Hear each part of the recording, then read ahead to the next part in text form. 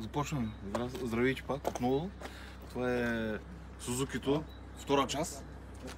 Имаме нови подобрения.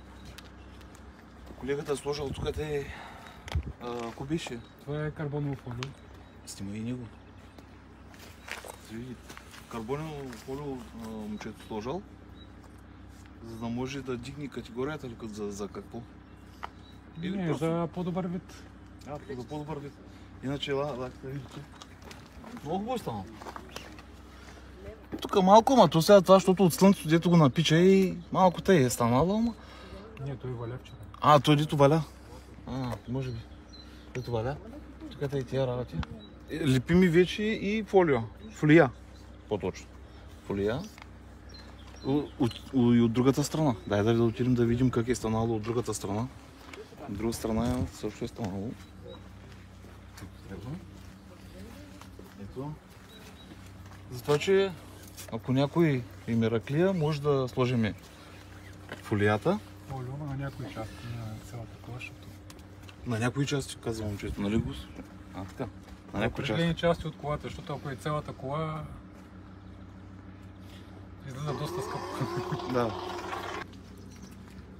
Продължаваме. Подобрението на колата ще е след някои дни, тези някои дефекти, разбираш, останаха, които трябва да се оправят, за да може да се лакира самата кола и да стане...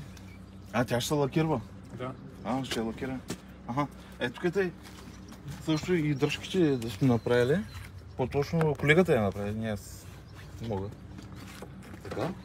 Ето ги, снимай по-отблизо, да му да видят хората. Как е станало, как е запретнато, както трябва всичко. Дали им харесва? Те ще пишат как харесва ли, не им харесва. Другото, което е тук е самия датчик, дето каза, че му е правил Бела. Той го е сменил момчето. Ела обясни на хората. За кой датчик ставаше въпрос? Това е датчик за диметометъра, който е за такова, не за въздуха, то се е за въздуха. То се е за оборотите. Този е за оборотите? Да. Ето го иначе стария. Сменили сме го. Ти беше казал, че и капсулон, ама... Нещо не е. Не, има капсула, защото виж, тук трябваше да поразбия малко, разбираш, за да може да го извади. Да.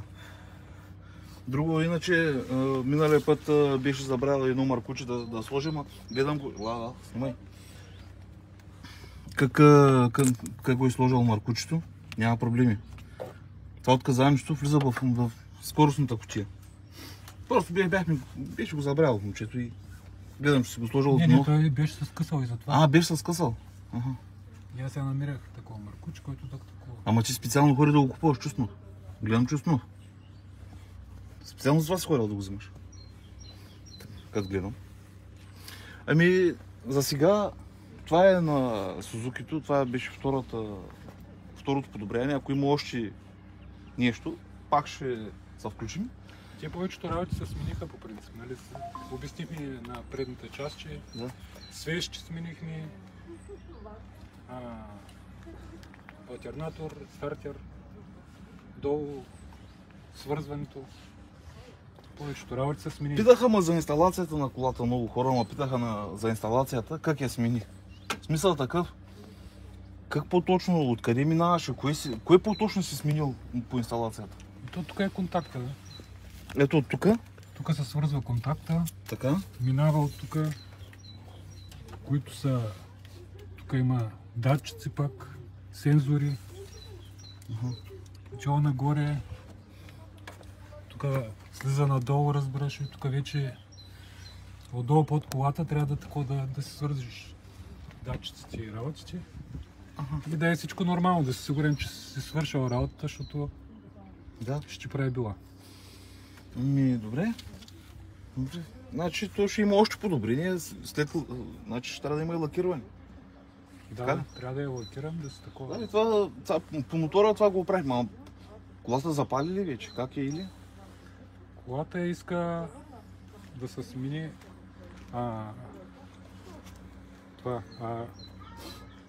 контактния ключ. Контактния ключ? Да. Защо? Ключ. Какво стана? Защото е износен вече и си иска смяна.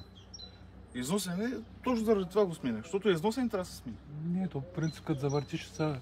Ела да покажем на хората. Ела. Като завъртиш се да я получиш. Това ли са едно, две, три, трета степен. Да, на три степен. На третата степен се вади. На трета степен се вади ключа. И тя заради това не иска да пали, така ли?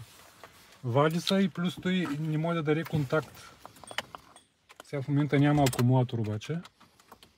Не, просто да покажеш. Ето. Сега в момента е на 2, то на 3 не може да се превключи, защото трябва да има акумулатор. Да, ами това с следствие вече като го смениш. Вади се и мисля, че ключа е износен и затова трябва да се смени. Ама заради това ли не пали колата? Сега или? Да, защото трябва да даде такова изкря ток на стартера, да завърти и динамото. Разбрах. Ами, добре е. Тук и тия работи, сигурно после ще ги почистим, тия работи. Да, той иска и вътрешно боядисване. Аз забравях това да кажа. Какво иска? Иска и вътрешно боядисване. Тук трябва той всичкото да се покри. И тук отгоре е това нещо се боядиса всъщност пак. Тук долу. И Ама цялостно вътрешно боядисване. Това означава, че вътре и вънка ще трябва да се боиса, де факто. Още един път ще има. Добре? Ми хубавото по Сузукито това е, има още работа, значи по него. Така да го разбирам. има, да. Еми... Добре. Еми за сега това е от Сузукито. Очаквайте и други включвания.